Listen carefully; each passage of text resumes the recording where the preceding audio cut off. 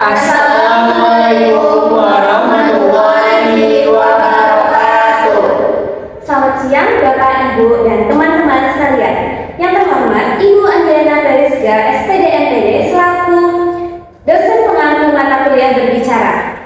Perkenalkan, kami dari kelompok 2, saya Juliana Ragusti selaku MC pada kegiatan kali ini. Dan saya Latifah Azhara selaku moderator. Saya Pandi sebagai pemateri pertama. Saya Asmina Pianti sebagai pemateri kedua. Saya Nadia Destarina sebagai pemateri ketiga.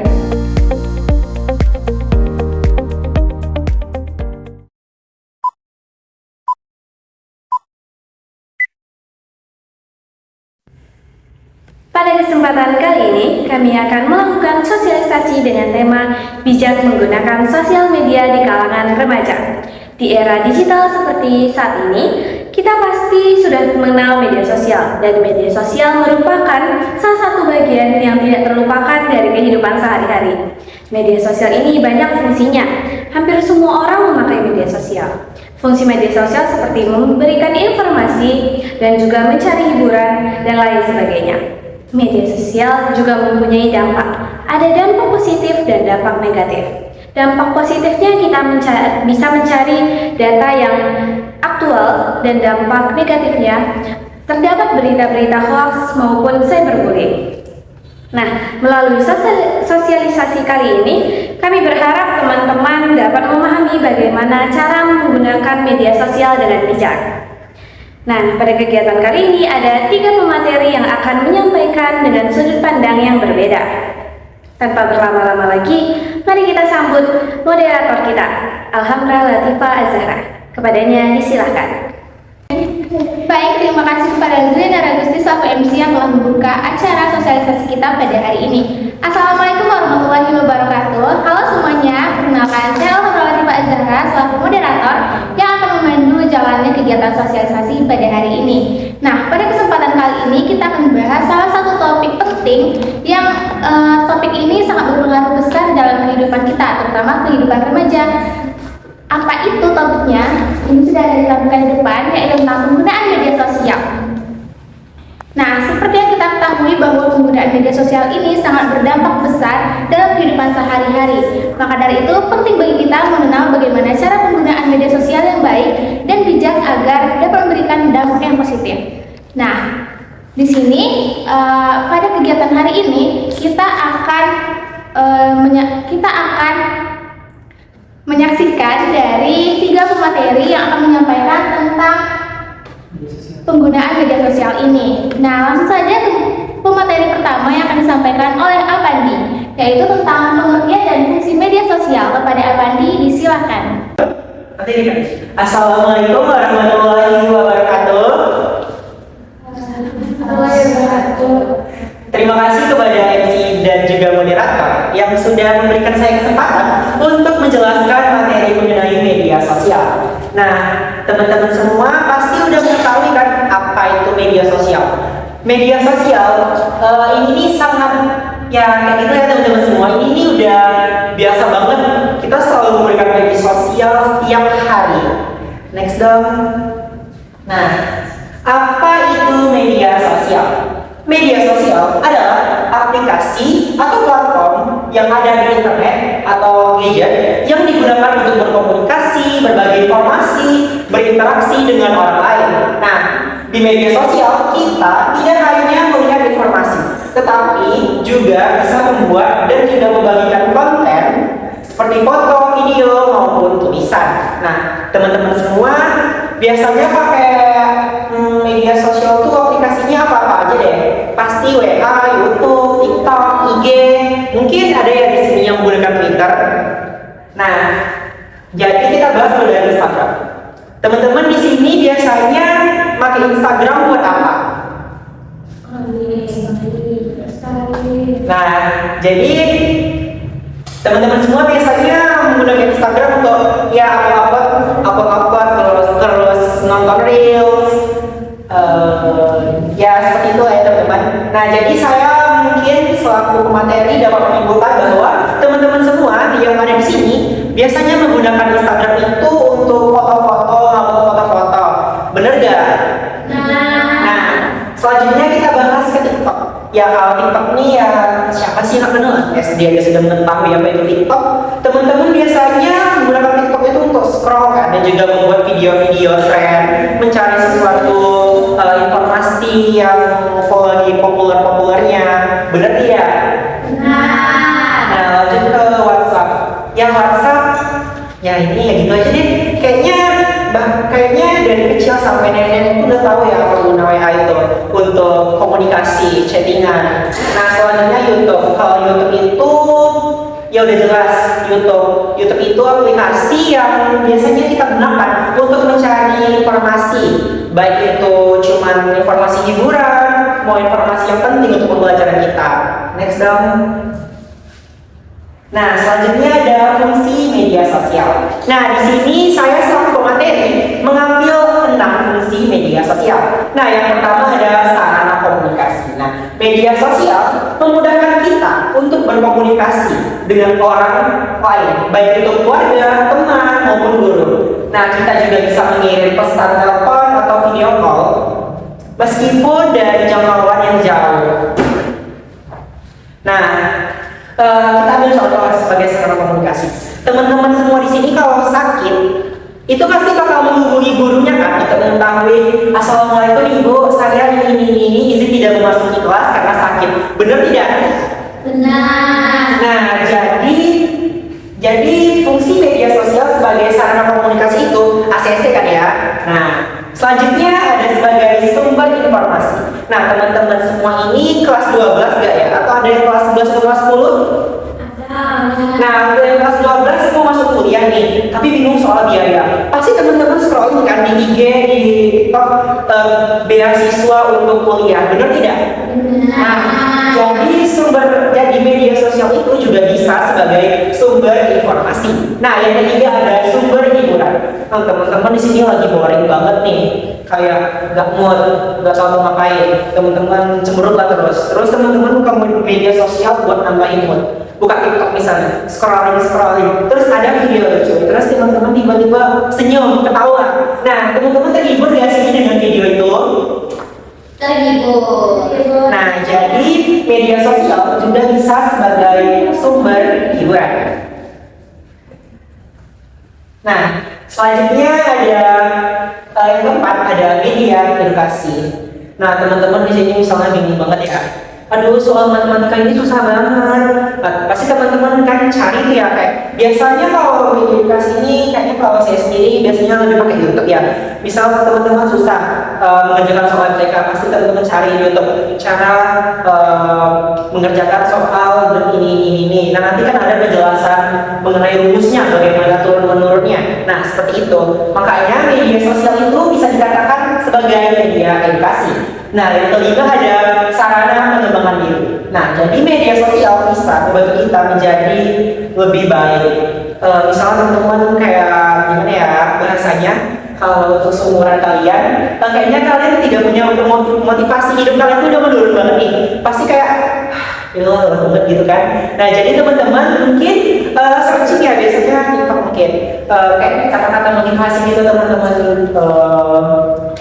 cek kata motivasi, terus mungkin teman-teman adalah hatinya tergerakkan sedikit dan akhirnya teman-teman memahami video tersebut dan akhirnya teman-teman punya motivasi untuk menjadi diri yang lebih baik. Misalnya dari teman-teman tidak bisa ngedit, dengan teman-teman nonton video edit motivasi, terus nonton video motivasi supaya makin semangat, teman-teman bisa dengan mengedit video. Nah, seperti itu.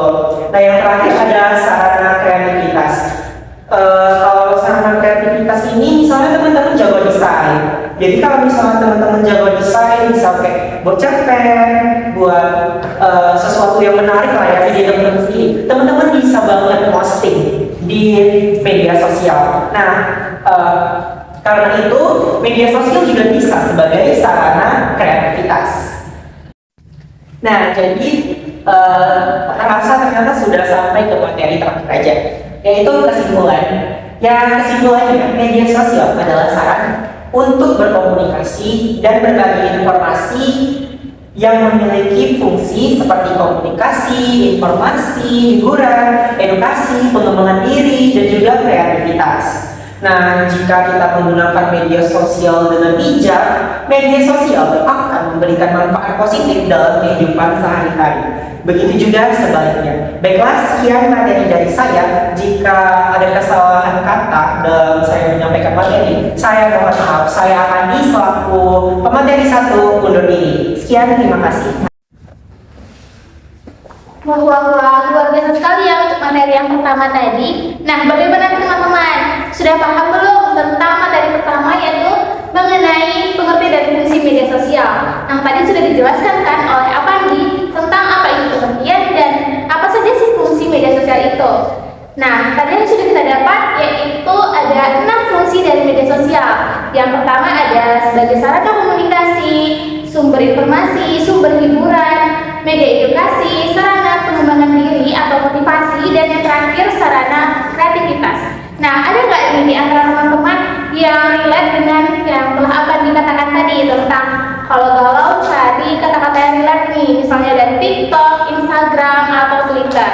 Atau ada juga nggak sih di antara teman-teman yang menggunakan aplikasi media belajar di handphonenya masing-masing? Pasti ada lah ya.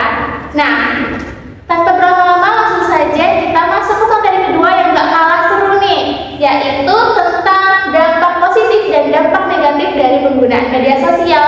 Kira-kira siapa sih pemateri kedua kita kali ini? Langsung saja kita panggil kepada Asli Anafianti, pemateri kedua kita. Disilakan. Assalamualaikum warahmatullahi wabarakatuh.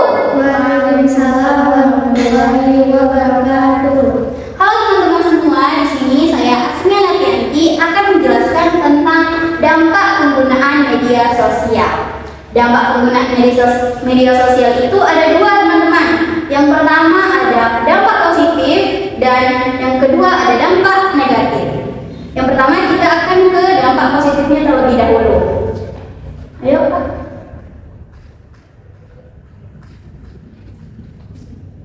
Nah, dampak positif dari penggunaan media sosial itu adalah salah satunya mempermudah kita untuk berkomunikasi dengan orang banyak di internet, terutama dengan keluarga, teman, dosen, atau guru kita, teman-teman. Jadi, penggunaan media sosial ini bisa mempermudah kita berkomunikasi dengan siapa saja di internet. Selain itu, media sosial juga dapat membantu kita untuk proses belajar mengajar, karena di media sosial itu terdapat materi atau informasi untuk pendidikan begitu. Selanjutnya ada media sosial juga menjadi sarana untuk mengembangkan kreativitas seseorang. Seperti seseorang itu bisa membuat konten edukatif,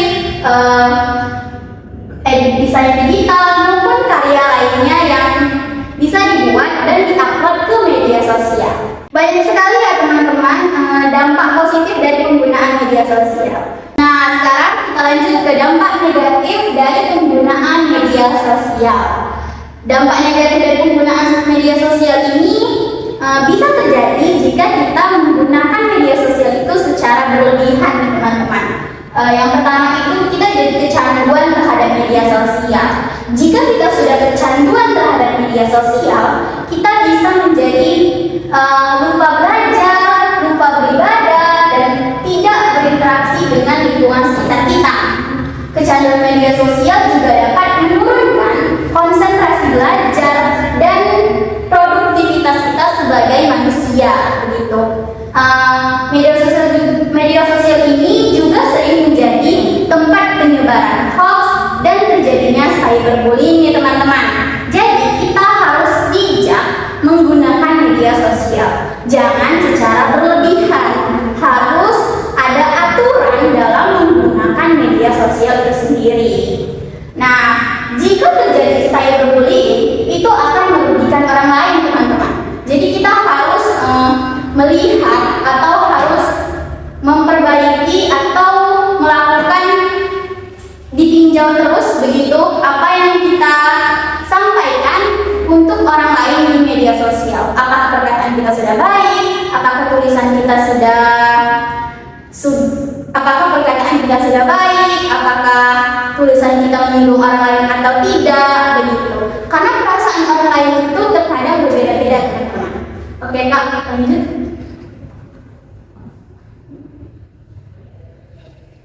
Nah, di sini kita sudah sampai di kesimpulan nih, teman-teman. Jadi kesimpulannya itu media sosial memiliki dua dampak, yaitu negatif dan positif. Oleh karena itu, kita harus menggunakan media sosial dengan bijak dan tetap menjaga etika dalam berkomunikasi di media sosial agar dapat memberikan manfaat bagi kehidupan kita dan kehidupan orang lain. Baik teman-teman, hanya itu yang dapat saya sampaikan. Bila ada kata-kata saya yang salah, saya ucapkan mohon maaf dan terima kasih untuk semuanya. Wah, ternyata materi kedua kita ini juga sangat luar biasa teman-teman. Nah, dengan adanya pemaparan materi dari kakak Asih tadi bisa menjadi motivasi untuk diri kita sendiri nih. Saya harap teman-teman di luar sana juga dapat menerapkan lebih banyak dampak positifnya ya daripada negatifnya. Nah, dari materi yang disampaikan tadi ternyata dampak positif dan dampak negatif itu sangat banyak ya teman-teman. Nah, dari dampak positif tadi kita dapat menemukan adanya berkomunikasi, terus kita juga bisa membuat konten di media sosial sehingga kita dapat menguploadnya. Dan itu sudah banyak dilakukan oleh Gen Z ya semuanya. Lalu yang bagian dampak negatifnya ternyata juga ada loh dari dampak negatif penggunaan media sosial ini. Contohnya ketika kita menggunakan media sosial secara berlebihan, tidak ingat waktu, jadi kita akan kecanduan nih dengan menggunakan media sosial tersebut. Jadi lupa beribadah, lupa mengerjakan tugas contohnya, dan itu tidak baik seperti itu ya teman-teman. Nah, itu tadi dia pemaparan materi kedua mengenai dampak positif dan dampak negatif media sosial. Nah, baik, tidak terasa.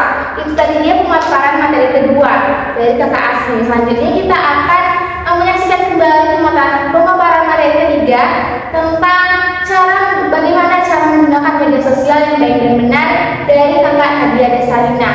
Langsung saja kita saksikan bersama pemaparan materi tentang cara menggunakan media sosial dari Nadia Desalina. Kepadanya disilakan.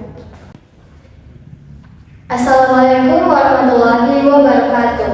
Di sini saya sebagai pemateri ketiga akan menjelaskan beberapa cara penggunaan media sosial secara bijak. Kita sebagai remaja harus menggunakan media sosial secara bijak agar tidak memberikan dampak negatif bagi diri sendiri maupun orang lain. Nah, kita langsung saja ke yang pertama. Yang pertama, gunakan media sosial untuk hal-hal yang positif,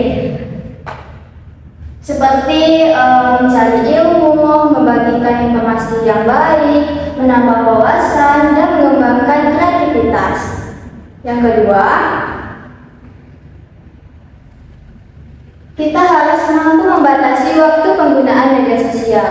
Jangan sampai media sosial membuat kita lupa belajar, membantu orang tua, beribadah, maupun beristirahat.